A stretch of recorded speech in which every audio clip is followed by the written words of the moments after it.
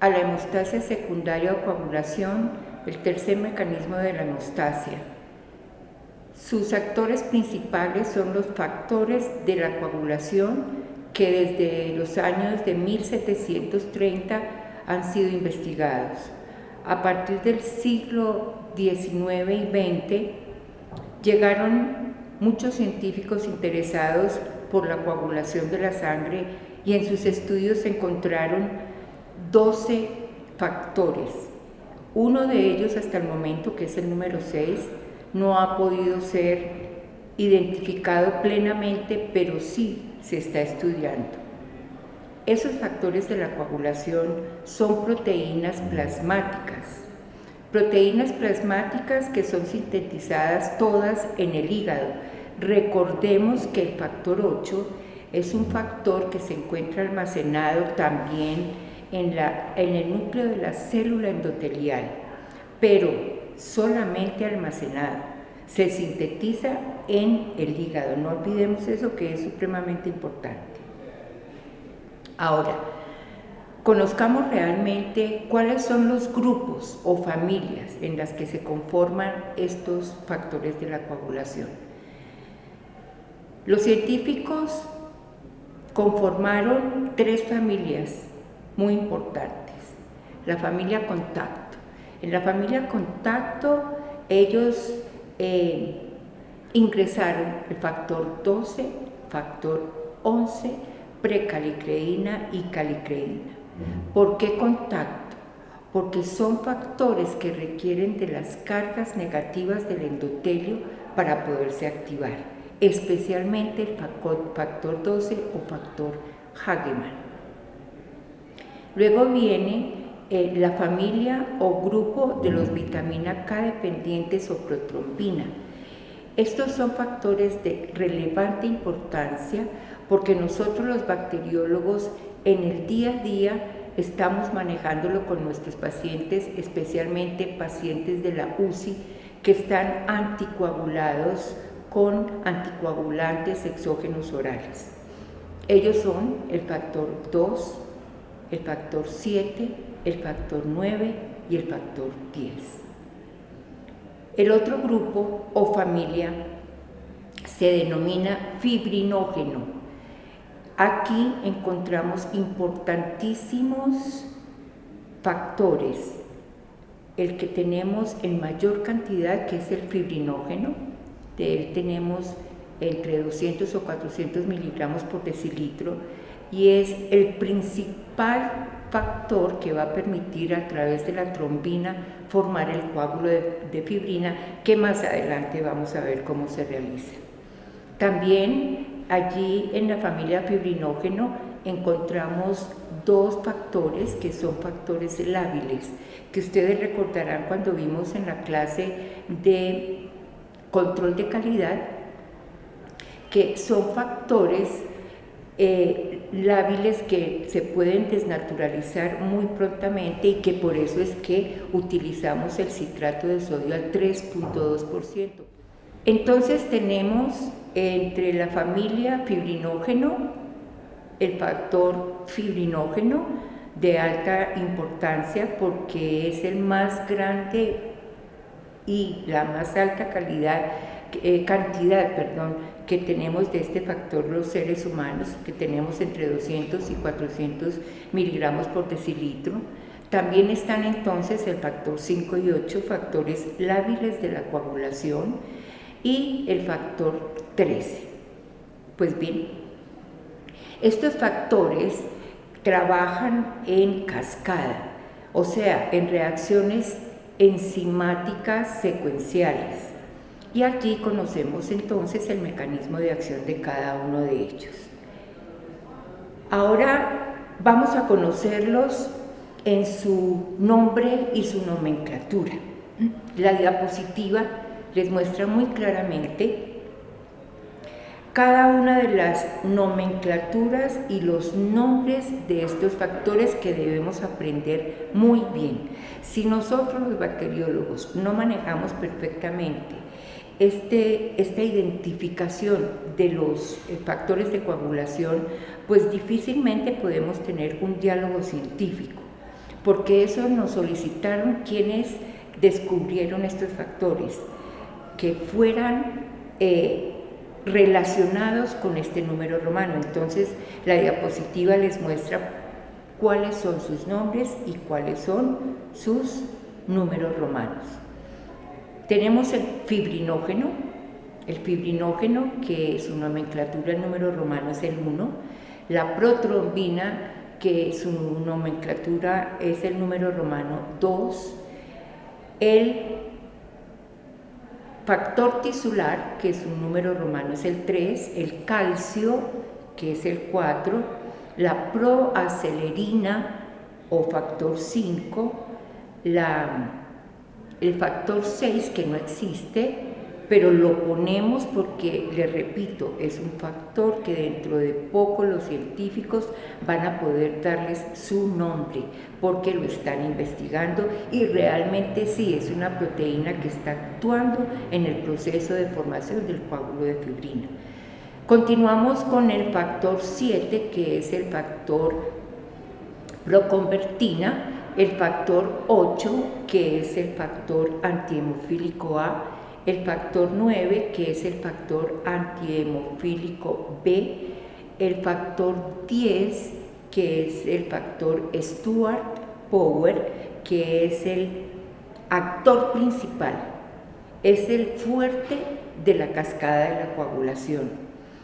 El factor 11, que es el antihemofílico C, el factor 12, que es el factor Hagemann, y el factor 13, que es el factor estabilizador de la fibrina. El mecanismo de acción de estos factores que acabamos de conocer sus nombres y nomenclaturas es a través de la cascada de coagulación, o sea, reacciones enzimáticas que se producen de una manera secuencial. Entonces, esta cascada de la coagulación, nosotras la clásica la estamos manejando desde el siglo XIX. Ahora, finalizando el siglo XX, inicio del siglo XXI, los científicos, debido a ciertos defectos que encontraron en el proceso con los pacientes, que ustedes van a leer, porque recuerden que esto es una orientación docente, esta clase no es una profundización de la temática y que ustedes van a lograr encontrar en sus lecturas. Este modelo celular se hizo necesario porque el modelo clásico de la coagulación deja en duda mucho diagnóstico y muchos procesos no hemorrágicos que ocurren en los pacientes. Entonces, ¿qué permitió esto? Que se interesaran científicos para conocer la realidad in vivo. Porque, por ejemplo, el factor Hagemann o factor 12, cuando existía la deficiencia, el paciente no sangraba? Esa era una de las grandes preguntas que se hicieron los científicos y gracias a esto tenemos el modelo celular de la coagulación in vivo. Recuerden, cascada clásica de la coagulación in vitro, modelo celular, de la coagulación in vivo, o sea, ese modelo celular de la coagulación les va a permitir a ustedes conocer la fisiología y la fisiopatología del paciente. En nuestros casos problemas, en nuestros casos clínicos, en el momento que estemos conociendo los trastornos a nivel de hemostasia secundaria, todo lo vamos a manejar a nivel de fisiopatología con el modelo celular de la coagulación. Y cuando estemos en el laboratorio, estos procesos y estos trastornos los vamos a interpretar a través de la cascada clásica de la coagulación. Conozcamos entonces la cascada clásica de la coagulación. ¿Cómo se activa? Hay una herida ya sea intravascular o una herida exógena. En el momento que hay la herida, hay una producción del factor 3 o factor tisular. ¿Por qué? Porque se rompe el tejido. Cuando se rompa el tejido, siempre que rompa tejido, siempre habrá liberación de factor tisular. Por eso no se cuantifica. Por eso ustedes ven que nunca, y van a ver, nunca a un paciente se le mide el factor tisular, porque tenemos toda la cantidad del mundo, porque somos todos un tejido, porque todos estamos conformados por células y al romperse las membranas celulares, esos son tejidos. Entonces se libera el factor tisular. Al liberarse el factor tisular, se activa tanto el factor 7 como el factor 12. Miremos primero la vía extrínseca de esa cascada clásica de la coagulación. Esa cascada clásica de la coagulación en su vía extrínseca entonces se activa cuando se libera factor tisular. Al liberarse el factor tisular, ese factor tisular, ¿qué hace? Ese factor activa una membrana de la plaqueta, que es la membrana trilaminar, donde están los fosfolípidos. Entonces, ¿qué hace la membrana? Libera el fosfolípido factor 3 plaquetario y el calcio inmediatamente llega, se une a ellos, atraen el factor 7 y ese factor 7 es activado por el complejo tisular. Entonces, el complejo tisular, ¿quién lo conforma? Lo conforma factor tisular más factor 3 plaquetario más calcio, que se une al factor 7 inactivo y lo activa. ¿Para qué lo activa? Activa el factor 7 para que él directamente active el factor 10. Al activar el factor 10, que es el potente de la cascada de coagulación, tanto en la vía clásica como en el modelo celular de la coagulación, entonces ese 10 requiere de un refuerzo y él lo sabe. Y entonces ese refuerzo es un factor lábil, que es el factor 5. Lo activa. Al activarlo, por retroalimentación, fortalece tremendamente el 10. Al activarse ese 5 y al estar fortaleciendo ese 10, a él se unen el factor 3 plaquetario, que viene de la plaqueta, el calcio, ¿cierto? Y forma el complejo protrombinasa, y ese complejo protrombinasa, ¿qué va a hacer? Unir el factor 2 inactivo, que es la protrombina, para romperlo, ¿sí? Una proteína la rompe y la convierte en trombina. Esa trombina, esa cantidad de trombina es la primera trombina que se produce en la cascada. ¿Con qué fin? Esa trombina, en el momento que se activa, que se produce, ¿qué va a hacer? Muchas cosas, pero para que nosotros entendamos en la coagulación, en lo que estamos en este momento, le voy a contar 3 de las cosas importantes que esa trombina va a hacer. Primero, va a romper el fibrinógeno. En el momento que rompe el fibrinógeno, está activando también al factor 13 o factor estabilizador del coágulo de fibrina, y está activando el factor 8. Muy bien, vamos a ver lentamente qué hace en cada una de esas proteínas. Bien, se activó la trombina, rompe fibrinógeno. Al romper el fibrinógeno, ¿qué hace?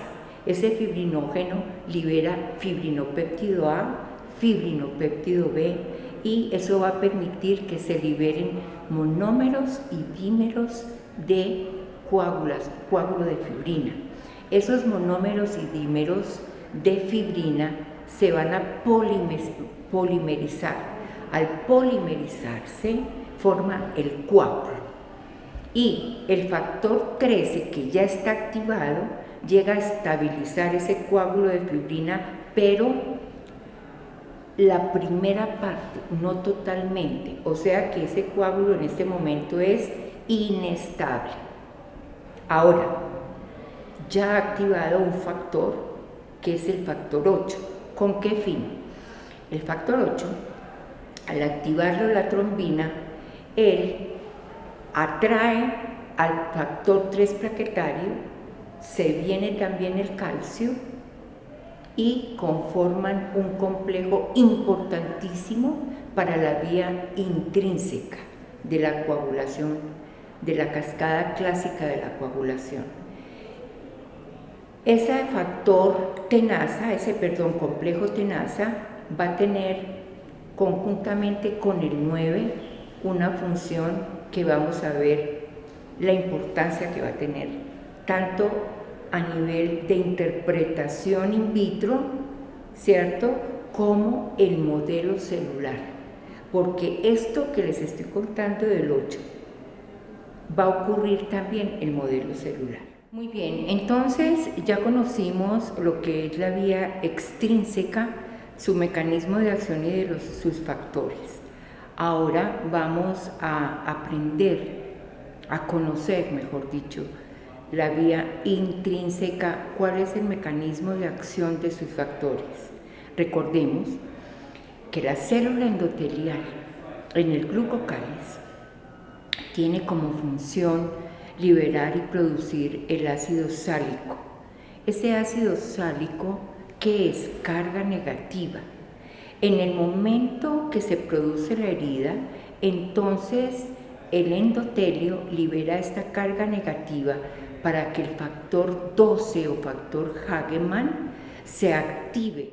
Entonces, se activa el factor 12 levemente para romper la precalicreína y convertirla en calicreína.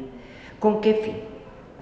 La calicreína va a ser un factor de la coagulación que su función es iniciar el sistema fibrinolítico, activar el sistema fibrinolítico. Mientras tanto, la precalicreína, el resto que queda, ¿qué va a hacer? Se va a unir al factor cininógeno de alto peso molecular con el fin de formar un complejo y activar completamente el factor 12. Al ser activado el factor 12 completamente, él va directamente al factor 11, al simógeno, y lo activa. Ese factor 11 activado, a él se une el calcio para activar el factor 9. Aquí van a poner mucha atención. Aquí el factor 9 va a cumplir una doble función. Primero, va directamente a fortalecer 1.000.000 de veces al factor 10, pero él solito no puede. Ese 1.000.000 de veces él necesita tener un complejo que le ayude a fortalecer ese 1.000.000 de veces al factor 10. Y entonces, ¿a dónde va? Se une al factor 8 que ya había activado por vía extrínseca. Recuerdan ustedes que la había activado la trombina. Se une a él el factor 9 para conformar completamente el complejo tenaza. Y ese complejo tenaza unido al 9, que ya está activado, termina de fortalecer al 10. ¿Para qué? Para que el 5 retroalimente al 10, lo fortalezca más de las 1.000 veces, ¿verdad? Se una nuevamente el calcio y el factor 3 plaquetario y la protrombina, que había quedado todavía sin romperse, termina de romperse para terminar de producir la trombina. Esa trombina termina de romper el fibrinógeno. Ese fibrinógeno, una vez termina de liberar fibrinopéptido A y fibrinopéptido B, ¿cierto? Termina de liberar monómeros y dímeros de fibrina, termina de formar el coágulo de fibrina. El factor 13 termina de estabilizar ese coágulo de fibrina, entonces tenemos el coágulo de fibrina estable, que no lo rompe nada diferente al sistema fibrinolítico. Entonces tenemos que la cascada clásica de la coagulación se divide entonces en vía intrínseca, vía extrínseca. Ellas se unen al factor 10, factor 5, factor 2 y forman ahí, en ese final, cuando se unen los dos para activar el 10, ese factor 10, factor 5 y el factor 2 activado forman lo que se llama la vía común. Entonces miremos por qué en el laboratorio nosotros vamos a utilizar esta cascada de la coagulación para hacer la interpretación. La vía extrínseca es evaluada por el tiempo de protrombina.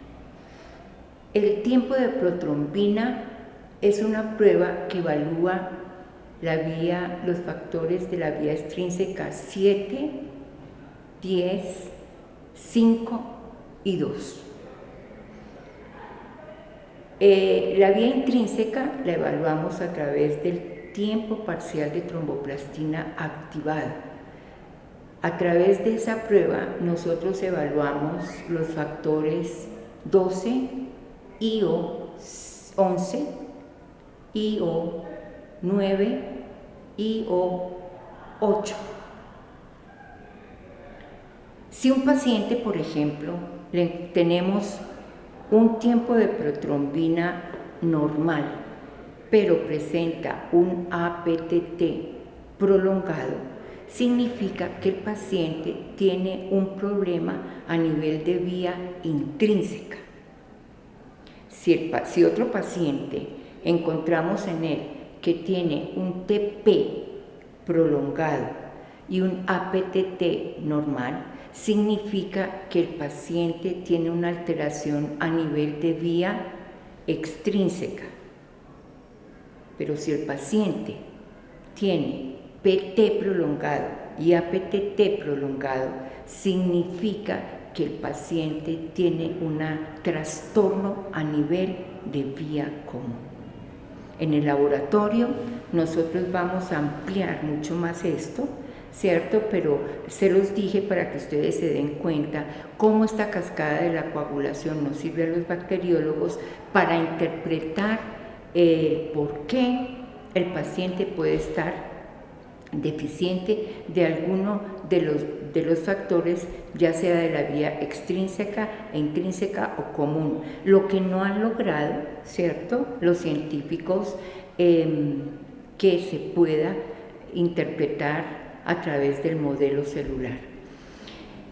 El factor 12 ha sido una inquietud para todos los científicos. En este momento se habla de que el modelo celular de la coagulación hace a un lado ese factor 12 o factor Hagemann, pero realmente existe el factor 12 porque nosotros tenemos factor 12, porque un científico que fue el doctor Hagemann logró investigarlo. Total de que esas son las inquietudes, una de las principales inquietudes por lo que ellos permiten que nosotros los bacteriólogos conservemos la cascada clásica de la coagulación in vitro. Espero, mis queridos estudiantes, ustedes amplíen el conocimiento. Cualquier duda que tengan, por favor, no falten a las tutorías y en el laboratorio nos vemos. Muchas gracias.